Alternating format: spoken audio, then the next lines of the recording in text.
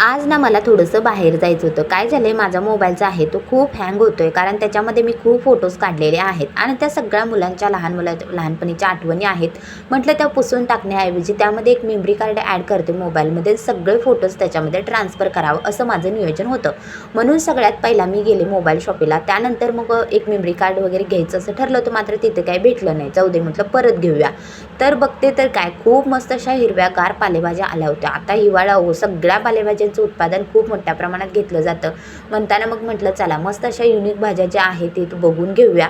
तर पालकची भाजी, गवारी, भोंगी मिरची, तर तुम्हाला सांगते वाटाणा, शेवग्याच्या शेंगा, शेपूची भाजी, घेवड्याच्या शेंगा, सगळ्या पालेभाज्या होत्या. कोणती घेऊन कोणती ठेव असं मला झालं होतं. मात्र म्हटलं ज्या काही गोष्टी म्हणजे आम्ही जिथे राहतो ना तिथं मार्केटमध्ये ज्या गोष्टी अवेलेबल नाहीत अशा युनिक गोष्टी ज्या आहेत त्या घेतल्या मी. जसं की एक मेथीची जोडी घेतली, त्यानंतर एक शेपूची घ्यावी म्हटलं, 1-2 कारल्याचं म्हणजे 1 पाव किलो कारले वगैरे पण घेतले.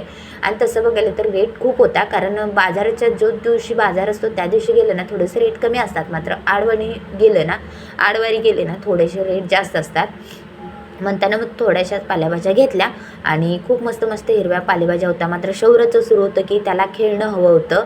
तर तो म्हणत होता की मला बॅट बॉल पाहिजे. त्याचं रडू असतं, केव्हा पण आम्ही बाहेर जाऊ दे त्याचं ते सुरूच असतं. त्यानंतर पालेभाज्या घेऊन मग परत आम्ही रिटर्न आलो. येता येता जवळजवळ दिवसच मावत आला होता. शिवाय दळण पण अहोने सकाळी दळायला टाकलं होतं आणि ते मला बोलले होते तेवढं दळण पण आण. म्हटलं चला मग दळण पण घेऊन येऊया. दळण आणायला गेलो, मात्र लाईट नव्हती, त्यामुळे मग दळण पण दळलं नव्हतं. मग तो पण आमचा प्लॅन म्हणजे जो काही नियोजन होतं ते पण फ्लॉप झालं. मग परत रिटर्न सोसायटीमध्ये आलो. मात्र शौर्य काय रडायचा थांबीच ना. तो म्हणत होता मला बॅट बॉल पाहिजे अशी त्याची म्हणजे हेच असते, म्हणजे हट्ट धरून बसला.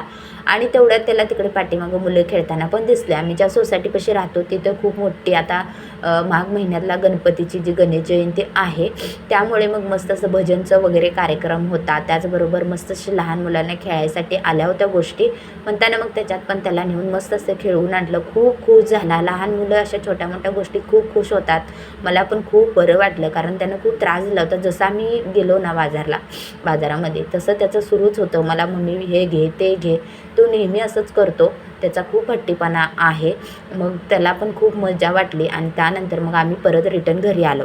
कसा वाटला मिनी ब्लॉग कमेंट करा, जाता जाता सबस्क्राईब करा. चला भेटू, बाय.